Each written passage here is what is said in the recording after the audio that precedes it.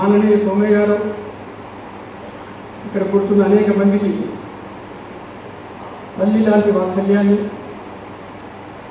తండ్రి లాంటి సంరక్షణని, గురులాంటి శిక్షణని అనుభవం కలిగించారు. వారి కర్మమయ జీవితము మనందరికీ స్ఫూర్తిదాయకం. సంఘమే వారికి మనకు సంబంధం. వారి జీవితము ఎలా ప్రభావితం చేసిందో మాన్యులు గౌరవనీయులు ఉపరాష్ట్రపతి గారి యొక్క ఇంట్లో కూడా ఢిల్లీలో మాననీయ సోమయ్య గారి ఫోటో ఉంటుంది, మాననీయ దుర్గాప్రసాద్ గారి ఫోటో ఉంటుంది. కారణము ఆ రకంగా వారు సంఘ స్వయంసేవకులను పెంచి పోషించారు. తెలుగు రాష్ట్రాల్లో, రెండు తెలుగు రాష్ట్రాల్లో, ఆనాటి ఆంధ్రప్రదేశ్లో, ఇప్పుడు తెలంగాణ ఆంధ్రప్రదేశ్లో సంఘ కార్య విస్తరణ, సంఘ కార్య దృఢీకరణ, గ్రామ గ్రామానికి సంఘ కార్యం విస్తరించడము అందరి వల్ల జరిగింది. కానీ ప్రధానంగా మాననీయ సోమయ్య గారు దానికి మూల కారకులు.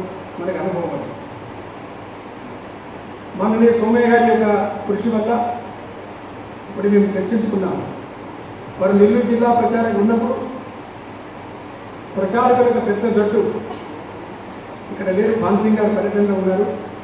కానీ స్వర్గీయ కొచ్చి కృష్ణమూర్తి గారు ఎవరైతే ఫైర్ బ్రాండ్గా వరంగల్లో సంఘాన్ని నిలబెట్టారు. సోమయ్య గారి యొక్క పనిలో, సంఘ పనిలో అంతర్భాగంగానే దూరదృష్టి, యోగ్యమైన కార్యకర్తలను ఎంపిక చేయడం.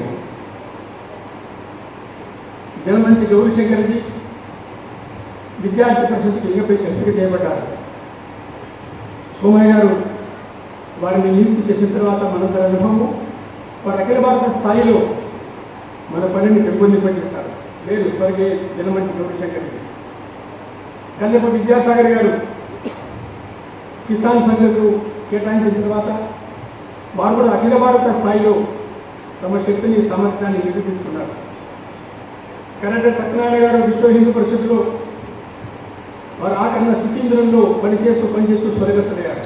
సోమయ్య గారి యొక్క ఆత్మీయమైన పరిగణింపు నాయన చాలా మందికి గుర్తుంటుంది. అయితే కార్యకర్తల స్వయం సేవల మాటని ఓపికగా వినేవారు సోమయ్య గారు. అందుకని సోమయ్య గారి ప్రాంతంలో ఇక్కడ ఏ విషయం తెలిసినప్పటికీ సక్రమంగా తెలిస్తేనే సక్రమంగా అర్థం చేసుకునేవారు. సోమయ్య గారి జీవితంలో ప్రాంతంలో ఉండేటువంటి అనేక ఒడిదుడుకులు, అనేక రకాల సమస్యల నుంచి వారు సాహసమైన నిర్ణయాన్ని తీసుకున్నారు. గోదావరి వరదల సమయంలో మన విజయసారథి గారి ఇక్కడ ప్రచారం ఇల్లు కడుతున్నప్పుడు సోమయ్య గారికి మాట చెప్పారు, బలహీన వర్గాల కట్టే ఇల్లు బలహీనంగా ఉండకూడదు, గుర్తుంచుకోమని చెప్పారు. అలాగే సంఘ కార్య ఒక విస్తరణలో సమాజంలో పనిచేస్తున్నప్పుడు సమాజం మీద ప్రభావం చేయడానికి ఇవాళ మనం కూర్చున్న కేశవమూరి కళాశాల ఆనాటి సంఘచాల విద్యాసాగర్కి వాళ్ళందరినీ ప్రేరేపించి దీన్ని ముందుకు తీసుకెళ్ళింది మాననీయ సోమయ్య గారు. విశాఖపట్నంలో ఢిల్లీకే పాఠశాల కళాశాలగా రూపొందించి పీజీ సెంటర్గా పనిచేస్తుంది. విశాఖపట్నంలో వివేకానంద మెడికల్ ట్రస్ట్ 20 పడకల ఆసుపత్రి, నెల్లూరులో 300 పడకల ఆసుపత్రి, జయపాలక ఆసుపత్రి, దీనదయాళపురంలో 25 పడకల ఆసుపత్రి, ఇవన్నీ కూడా సోమయ్య గారు ఉత్సాహంగా, ధైర్యంగా, సాహసంగా నిర్ణయించడం మాత్రమే మన కార్యకర్తలు ముందుకు తీసుకెళ్ళగలిగారు. సోమయ్య గారు ప్రతి సంవత్సరము గిరిజన ప్రాంతంలో పర్యటన చేసేవారు, పాడేరులో పర్యటన చేసేవారు. సుమారుగా 70 నుంచి 89 వరకు హింసా నృత్యం సోమయ్య గారు స్వయంగా చేయగానే చూశారు. నేను జిల్లా ప్రకారంగా అటువంటి గిరిజన బంధువులతో రాత్రి అంతా వారు కూడా నృత్యం చేసే వారితో కలిసిపోయేవారు. 70వ సంవత్సరంలో అఫ్జల్ గంజ్ కార్యాలయంలో నేను ఒంటరిగా ఉన్నాను. ఒక బయట మహానగరం బయటకు మన అదృష్టం సోమయ్య గారు అన్నారు. ఇది 70వ సంవత్సరం. 25 ఏళ్ల తర్వాత దేశం మొత్తంలో కూడా సంఘానికి అనుకూల వాతావరణం ఏర్పడుతుంది. మాకు మంచి ఉపాధ్యాయులు కావాలి, మంచి ప్రధానాచార్య కావాలి, మంచి డాక్టర్ కావాలి, మంచి సేవా ప్రాజెక్ట్ ఆఫీసర్ కావాలని అనేక మంది వేలాది జరుగుతారు. అంతమంది కార్యకర్తలు నిర్మాణం చేసే బాధ్యత మనది. అంటే 70లోనే మనని సోమయ్య గారు దిశాదర్శనం చేశారు. వారి దుర్దృష్టి మనకు అర్థమవుతుంది. సోమయ్య గారు మాట్లాడుతున్న మన మంచి ప్రశాంతంగా మాట్లాడేవారు. హావభావాలు కానీ చేయి ఎత్తడం కానీ ఊపడం కానీ ఉండేది కాదు. అనేక మంది ప్రొఫెసర్లు సోమయ్య గారు ఉపన్యాసం విన్న తర్వాత సోమయ్య గారు ఏ యూనివర్సిటీలో ప్రొఫెసర్ అని అనుకునేవారు. అయితే సోమయ్య గారు మాటల్లో సాధారణంగా ఒక్క పనులు మాట ఉండేది కాదు. మాననీయ ఇప్పుడు పూజనీయ సత్సంగానికి మాననీయ సరకారిగా మోహన్జీ ఉన్నప్పుడు వారి మాటల్లో ఒక్క శబ్దం తీయలేము పెట్టలేము. అలాగే మాననీయ సోమయ్య గారు మాట్లాడుతున్నప్పుడు ఒక్క శబ్దం తీయలేము మనం పెట్టలేము. అంత స్పష్టంగా, అంత గంభీరంగా, అంత లోతుగా సోమయ్య గారు మాట్లాడేవారు. మాట్లాడుతున్నప్పుడు తెలుగు భాషలో మాట్లాడిన తర్వాత సాధారణంగా మాననీయ సోమయ్య గారు తెలుగు భాష తప్ప వేరే భాష వర్ణించేవారు కాదు. అది మన అదృష్టము, మనందరినీ ప్రోత్సహించారు వారు. వారి యొక్క ప్రతిభ అనేక మందికి తెలియదు, అన్ని పుస్తకాలు రాయలేదు. అత్యంత మేధావి మాననీయ సోమయ్య గారు. కళాశాలలో చదువుతున్నప్పుడు లెక్కలు చెప్తున్నప్పుడు వారు లెక్కలు కాకుండా వేరే పుస్తకం చదివేవారు. వెంటనే ఉపాధ్యాయులు లేపి నిలబెట్టారు సోమయ్య గారిని. నేను సోమయ్య చూస్తే ఒక వారం క్రితం ఈయన పూర్తి లెక్కలు పూర్తి చేశారు. నాకెలా తెలుస్తుంటే ప్రొఫెసర్ సుబ్రహ్మణ్యం గారు ఆంధ్ర విశ్వవిద్యాలయంలో ప్రొఫెసర్గా ఉండేవారు. సుబ్రహ్మణ్యం గారు కూడా అత్యంత ప్రతిభావంతులు. అసలు ఎవరిని లెక్క చేసేవారు కాదు, చాలా శక్తివంతులు ఆయన. మీరిద్దరూ ఒకే క్లాస్ ఒకే తరగతిలో చదువుకున్నారు. సోమయ్య గారి ఇద్దరు కలిసేవారు. సోమయ్య గారిని స్కూల్లో మీకు తీసుకెళ్ళాను. పైగా వారు ఉంటారు. సోమయ్య గారు మెల్లగా మెట్లెక్కుంటే నేను పరిగెత్తాను సోమయ్య గారు ఉత్తరం చెప్పడానికి. వారు టేబుల్ మీద 2 కాళ్ళు పెట్టి కూర్చోమన్నారు. నేను వెళ్ళేసరికి నేను సోమయ్య గారు ఉత్తరాన్ని చెప్పగానే 2 కాళ్ళు తీశారు, పరిగెట్టారు వారు. నేను ఆశ్చర్యపోయాను. సుబ్రహ్మణ్య గారు అంటే హడలు మాట్లాడి పరిగెత్తుకొచ్చి సోమయ్య కౌగులిస్తున్నారు. తర్వాత చెప్పారు, నీకేం తెలుసు సోమయ్య గారి గురించి? సోమయ్య అత్యంత ప్రతిభా మేధావి విద్యార్థి వారు. అటువంటి మేధావి చాలా తెలుగు భాషలో కానీ, లెక్కల్లో కానీ, వాస్తు నిర్మాణంలో కానీ చాలా ప్రతిభావంతులు. పాంచజన్యం తెలుగులో అనువాదించారు ఘనశ్యామల ప్రసాద్ గారు. అనువాదమైన తర్వాత ముద్రణ చేసే ముందు దాన్ని మళ్ళీ చదివారు విశాఖపట్నంలో సుబ్రహ్మణ్య శాస్త్రి గారు, మళ్ళీ బండారి సదాశివ గారు, ఘనశ్యామ గారు, సోమయ్య గారు. చదివిన తర్వాత శాస్త్రి గారు అనేవారు, బాగుంది ముందుకెళ్ళండి అనేవారు. సోమయ్య గారు మళ్ళీ చదువుమనేవారు. శాస్త్రి గారు బాగుందండి అనేవారు. సోమయ్య గారు మళ్ళీ చదువుమనేవారు. అప్పుడు సోమయ్య గారు ఈ వాక్యాన్ని ఇలా వస్తే ఎలా ఉంటుంది అనేవారు. అంటూ సోమయ్య గారు మీరు ఎంత పండితులు, సదాశివ గారు మీరు పండితులు, శాస్త్రి గారు మీరు పండితులు, నాలాంటి సామాన్య వ్యక్తి చదువుకు అర్థమయ్యే మంచి ఉండాలి కదా, ఇదే బాగుందనేవారు. అంత భాష మీద వారికి ప్రతిభ ఉండేది. 60 నుండి 89 వరకు ఆ రకంగా 30 ఏళ్ళు వారు ప్రాంత ప్రచారంగా ఉన్నారు. నేను 63లో చదువుకోగాను, నాకు వారు ప్రాంత ప్రచారం. 89లో వారు తిరిగి చెప్పారు, ఆయన నువ్వు సహా ప్రాంత ప్రచారకు తల్లిగట్టి ప్రాంత ప్రచారం కాదు, నాకు అర్థం కాలేదు. తర్వాత అర్థమైంది. ఆ రకంగా సోమయ్య గారు మొత్తం జీవితంలో ఎవరి గురించి కూడా వ్యతిరేకాత్మకంగా చర్చ జరగలేదు. కొంతమంది వ్యక్తిగతంగా మాట్లాడతారు, లేదు సకారాత్మకంగా మాట్లాడుతూ మనందరినీ పెంచి పోషించారు. సోమయ్య గారు ముందు పుస్తకం ఉండింది, కానీ ఆ పుస్తకంలో అనేక విషయాలు లేని కారణంగా మళ్ళీ ప్రయత్నం చేసి మన కార్యకర్తలు, ముఖ్యంగా మన శ్యామ్ ప్రసాద్ గారు, విజయసారథి గారు ప్రయత్నం చేసిన వారికి నేను ధన్యవాదాలు తెలుపుతున్నాను. ఆ రకంగా మాననీయ సోమయ్య గారు భౌతికంగా లేరు, కానీ సోమయ్య గారు బతుకున్నారు. వారి కర్మమైన జీవితం, వారి జ్వలంతమైన అగ్ని జ్వాల నిరంతరము మనకు ప్రేరేపిస్తుంది, తర్వాత తరానికి తెలుస్తుంది. వారందరికీ నవయ భాషలకు ధన్యవాదాలు తెలుస్తుంది. పెద్దలు పితృవాత్సల్యంతో సంఘ విస్తరణతో పాటు వ్యక్తిగతంగా నా ఎదుగుదలకు కూడా మార్గనిర్దేశం చేసిన శ్రీ సోమయపల్లి సోమయ్య గారి జీవితాన్ని పుస్తక రూపంలో తీసుకురావడం, దాన్ని నేను ఆవిష్కరించడం ఎంతో సంతోషంగా ఉంది. జన్మనిచ్చిన తల్లిదండ్రుల తర్వాత నేను రుణపడి ఉన్న వ్యక్తుల్లో శ్రీ సోమపల్లి సోమయ్య గారు, శ్రీ భోగాది దుర్గాప్రసాద్ గారు ప్రథములని నేను భావిస్తూ ఉంటాను ఎప్పుడు కూడా. నా చిన్నప్పుడే నేను మా తల్లిని కోల్పోయాను, సంవత్సరం 1 నెలకి. ఆ తర్వాత మా అమ్మమ్మ తాతయ్య ప్రాపకంలో పెరిగారు.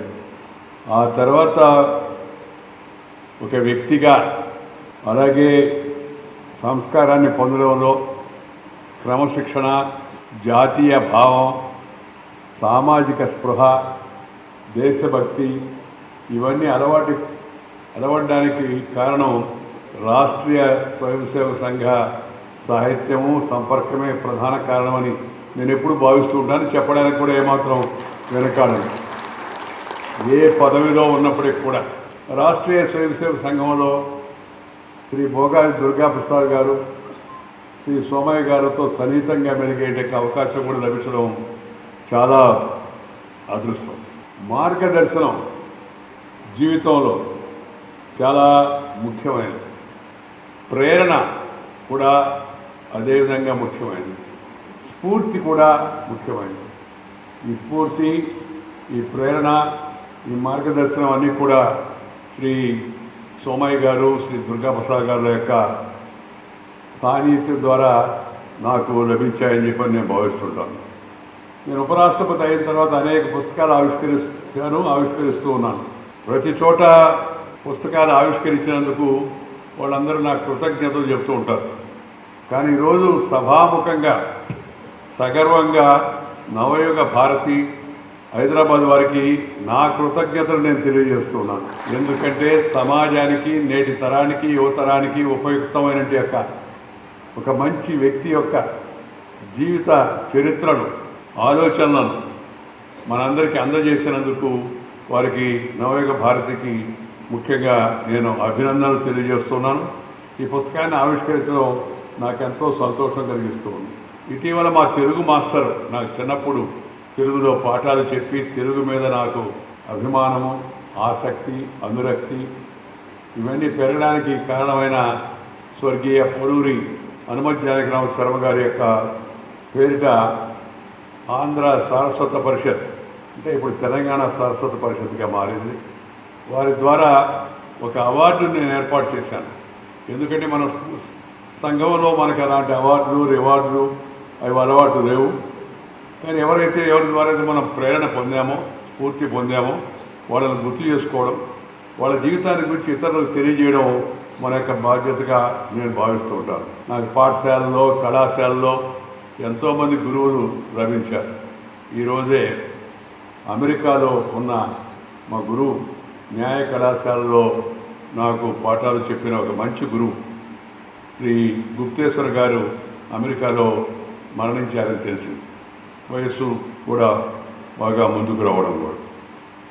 ఇలా గురుతులుగా భావించే వాళ్ళలో నేను వివిధ రకాల్లో వివిధ స్థాయిల్లో సంఘంలో ముఖ్యంగా శ్రీ సోమయ్య గారిని, శ్రీ దుర్గాప్రసాద్ గారిని నేను ఆ విధంగా భావిస్తుంటాను.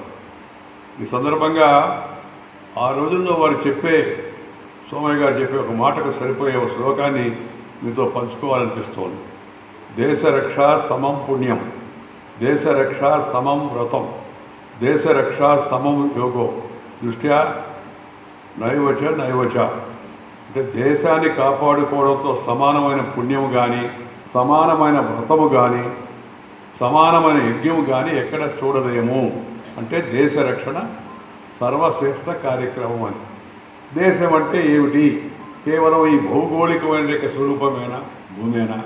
దేశం అంటే ఈ దేశ చరిత్ర, ఈ దేశ సంస్కృతి, ఈ దేశం యొక్క పెద్దలు, ఈ దేశంలో ఉన్న ప్రజలు, అన్ని వర్గాలకు చెందిన వాళ్ళు, వాళ్ళ మంచి చెడులు ఇవన్నీ కూడా చూడడం దేశ రక్షణ కిందే వస్తుందని నేను భావిస్తుంటాను.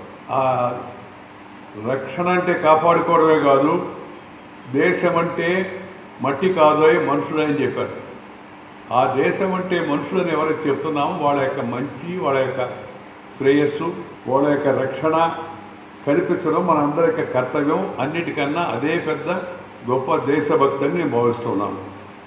మన ధర్మాన్ని కాపాడుకోవడం, మన సంస్కృతిని కాపాడుకోవడం, ప్రపంచంలో భారతీయ సంస్కృతి అత్యంత ఉత్కృష్టమైనది. ఆ సంస్కృతిని కాపాడుకోవడం, దాన్ని ప్రోత్సహించడం, ప్రోధి చేయడం, మన తరానికి కూడా దాన్ని అందించడం, ఇది మనందరి యొక్క కర్తవ్యం. సంఘము ఈ దేశంలో క్రమశిక్షణ, జాతీయ భావం, అంకిత భావం వీటన్నిటినీ యువతలో పెంపొందిస్తూ ఉన్నది కూడా. శ్రీ సోమయ్య గారు ఆ భావనతో ఎంతోమందిలో స్ఫూర్తిని నింపేవారు. నేను చూసేవాడిని, అనేక మంది వచ్చి ఆయనతో ఆలోచనలు పంచుకునేవాడు. క్లిష్ట సమస్యలు వచ్చినా శ్రీ సోమయ్య గారు చాలా ఓపికగా విని వాటికి పరిష్కారాన్ని చెప్పేవాడు.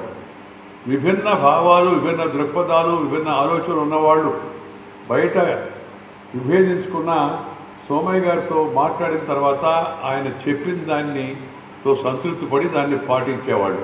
అదే సోమయ్య గారి యొక్క విశేషం. అలాంటి వ్యక్తి యొక్క జీవితాన్ని గురించి దాకా పెద్దలు శ్రీ భాగయ్య గారు చాలా వివరంగా చెప్పారు.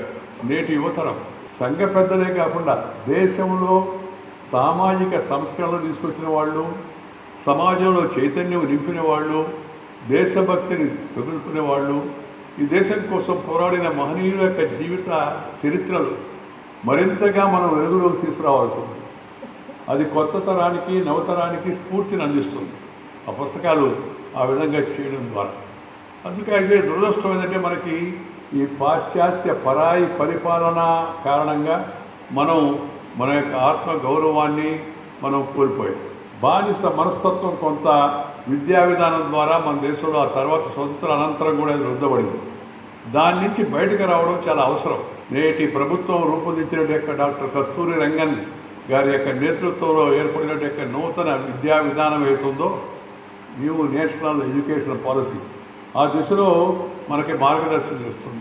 మనం చదువుకున్న పుస్తకాల్లో Robert Clive the great, Alexander, వాళ్ళ గురించి ఎక్కువగా మనం తెలుసుకున్నాం, చదువుకున్నాం, విక్టోరియా మహారాణి. కానీ మన దేశంలో అనేక మంది మహానుభావులు ఈ దేశం కోసం, ఈ సర్వస్వం కోసం అత్యున్నత ప్రమాణాలు నెలకొల్పి జీవించినట్టు ఆదర్శమైన మహనీయుల యొక్క జీవితాలకి అంత ప్రాధాన్యత ఇవ్వలేదు. వల్లూరు సీతారామరాజు గారు కావచ్చు, కొమరం భీం గారు కావచ్చు, దగ్గర నుంచి పెద్దలు సుభాష్ చంద్రబోస్ గారు కావచ్చు, లేకపోతే మన సర్దార్ వల్లభాయ్ పటేల్ కావచ్చు, వాళ్ళ యొక్క జీవితాలను పుస్తక రూపంలో తీసుకురావడము, పాఠ్యాంశాల్లో చేర్చడము, తద్వారా యువతకు స్ఫూర్తి పొంది ఆ విశాల దృక్పథం, ఆ జాతీయ భావన, ఆ సంస్కరణ అభిలాష కలిగించే విధంగా విద్యా విధానంలో మార్పులు తీసుకురావాల్సిన అవసరం ఎంతో ఉంది. పూర్తిగా ఈ పాశ్చాత్య ఆ యొక్క విదేశీ పరిపాలన ద్వారా వచ్చిన విద్యా విధానాన్ని పూర్తిగా సంస్కరించి భారతీయ విద్యా విధానాన్ని భారతీయకరణ చేయాల్సిన అవసరం ఉందని నేను చాలా స్పష్టంగా భావిస్తున్నాను. అది రాజకీయం కాదు, రాజకీయంతో సంబంధం లేదు. ఈ దేశాన్ని గురించి, ధర్మాన్ని గురించి, సంస్కృతి గురించి మన దేశం యొక్క మహానుభావులు వాళ్ళు ఏ పార్టీకి చెందిన వాళ్ళు, పార్టీయే లేదు. వాళ్ళ పార్టీ ఒకటే, దేశభక్తి పార్టీ, జనం యొక్క మేలు కోరేటి యొక్క పార్టీ. అలాంటి మహనీయుల యొక్క పుస్తకాలను ప్రచురించడము, దానికి రాజకీయ రంగు పురిమి ఆ దృక్కోణంతో చూడాల్సిన అవసరం లేదని నేను భావిస్తూ ఉన్నాను. ఈరోజు ఈ సోమయ్య గారి జీవితమే కాకుండా వారి కార్యదీక్ష, వారి నిబద్ధత, కమిట్మెంట్, చిత్తశుద్ధి, నిరాడంబరత, అన్నిటికన్నా సోమయ్య గారిలో ప్రత్యేకం ఏంటంటే నిరాడంబరత, రెండు ప్రేమ, అవ్యాజ అనురాగము. ఆయన చూస్తేనే మనకు ఒక రకమైన ఆయన చూపించే వాత్సల్యం, అఫెక్షన్, ఫాదర్లీ ట్రీట్మెంట్, దాంతోనే మన యొక్క మనసుల పైన ఒక సానుకూల భావాన్ని కలిగిస్తుంది. సోమయ్య గారిలో ఉన్న ప్రత్యేకత అది. ఏ రోజు కూడా ఆయన జీవితంలో ఎప్పుడు రాజీ పడలేదు. వ్యక్తిగత కార్యక్రమాల ద్వారా సమాజంలో ప్రతి ఒక్కరూ ఏదో ఒక మేలు చేయాలా అనే భావన ఆయన ప్రజల్లో, సంఘ స్వయం సేవకుల్లో కలిగించారు. ప్రకృతి వైపరీత్యాలు వచ్చినప్పుడు ఇందాక చెప్పారు, ఆ సందర్భంలో ముందుకు వచ్చి ఆయన ముందున్నారు. సోమయ్య గారు ఆదర్శవంతమైన జీవితాన్ని ఆఖరి వరకు గడిపారు. సమాజ సేవలో, దేశ ప్రయోజనాల కోసం తన జీవితాన్ని పూర్తిగా అర్పించిన మహనీయుడైన సోమయ్య గారు. ఈ జాతీయవాద భావన మరింతగా ప్రబలడానికి, క్రమశిక్షణాయుతమైన యువతరాన్ని తయారు చేయడానికి వారు చేసిన సేవలు మనందరం కూడా గుర్తుపెట్టుకోవాల్సినవి. వ్యక్తి కంటే దేశం, సమాజం అత్యున్నతమనే భావన దినదిన ప్రవర్తమానంగా పెంచవలసిన అవసరం ఉంది. అలాంటి వారికి సోమయ్య గారి యొక్క జీవితం పూర్తి కావాల్సి ఉంది. మొదట్లో వారి యొక్క ఆలోచనలు, ఆ భావజాలం వాటిని అలవర్చుకునే సందర్భంలో అనేక కష్టాలు ఎదురైనాయి. వ్యక్తిగతంగా కూడా ఆయన పైన కూడా వ్యక్తిగతంగా దాడి చేశారు నల్గొండ జిల్లాలో. అయినప్పటికీ కూడా ఏమాత్రం వెరవక, వెనుకాడక ఆ భావజాలాన్ని వ్యాపింపచేయడంలో ఆయన ముందున్నారు. ఎవరన్నా చెడు చేసినా సరే మనకి మంచి చేయాలా అనే స్వభావం అనే మనస్తత్వం సోమయ్య గారు. మహాభారతంలో వనపర్వంలో చెప్పినట్టు జయేత్ కదర్యం నానేన సత్యే నానృత వాదినం క్షమయా క్రూర కర్మాణం అసాధుం సాధునా జయేత్. నీచుడిని జయించాలంటే దానమే మార్గము. అబద్ధాలు చెప్పేవాడిని సత్యంతో జయించాలి. క్రూరుని క్షమించే తత్వంతో ఓర్పుతో లొంగదీయాలి. అలాగే చెడ్డవాణ్ణి మంచితనంలో జయించాలనేది ఆ యొక్క దాని స్ఫూర్తి. అందుకే మంచితనాన్ని గొప్పతనాన్ని పరిరక్షించేందుకు అనేక ప్రయత్నాలు పరీక్షలు పెడుతుంటారు. అలాంటి వాటిని అన్నిటినీ ధైర్యంగా ఎదుర్కొనే స్థితప్రజ్ఞత సోమయ్య గారి జీవితంలో మనకు కనబడుతూ ఉంటుంది. మన దేశం, మన ధర్మం, మన సంస్కృతి, ఆఖరికి మన భాష, ఇవన్నీ మనం కాపాడుకోవాల్సింది. చాలామందికి ఆశ్చర్యంగా వచ్చి ఇప్పుడు ఎన్ని భాష గురించి మనం కాపాడుకోవడం అది. ఎందుకంటే ఈ భాష భావాన్ని వ్యక్తీకరించేందుకు ఒక సాధనం. ఆ భాష ద్వారా నువ్వెవరంటే ఏం చెప్తావు? నేను తెలుగువాణ్ణి, లేదా నేను మలయాళిని, నేను తమిళుడిని, ఒక గుర్తింపుకి ఆ భాష. కాబట్టి ప్రతి ఒక్కరు కూడా మన భాషను మన ఇంట్లో మాట్లాడుకోవాలి. మనం కలిసినప్పుడు మన భాషలో మనం పలకరించుకోవాలి. మన తల్లిదండ్రులతో, మన కుటుంబ సభ్యులతో, సమాజంలో ఉన్న ఇతరులతో, మన భాష వచ్చిన వాళ్ళతో మనం భాష మాడాలి. ఇతర భాషలు నేర్చుకోకూడదని కాదు, ఎన్ని భాషలు వినితే అన్ని భాషలు నేర్చుకోవాలి.